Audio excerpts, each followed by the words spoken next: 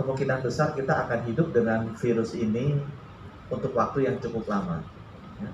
Bisa 2 tahun lagi, 3 tahun lagi, 5 tahun lagi, atau banyak juga virus-virus yang terus hidup bersama kita sampai ratusan tahun, seperti polio.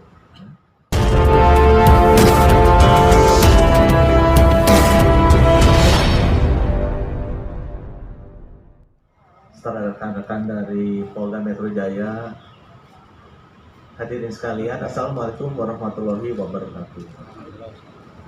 Saya akan menceritakan sedikit kenapa Peduli Lindungi ini menjadi salah satu sistem yang penting untuk kita gunakan dalam transisi dari pandemi ke epidemi.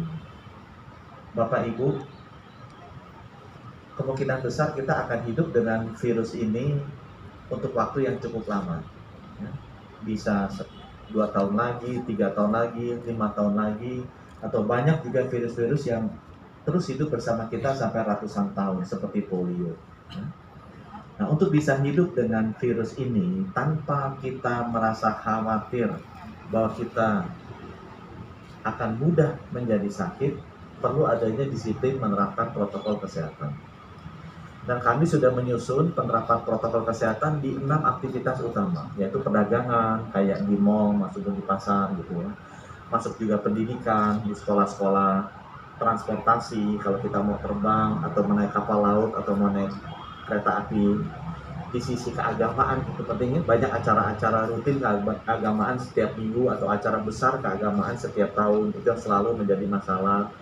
Ya, acara pariwisata, seperti olahraga, konser, makan-makan, itu semuanya nanti akan kita buat aturan protokol kesehatannya supaya teman-teman bisa hidup normal tanpa merasa khawatir akan terkena atau terpapar penyakit.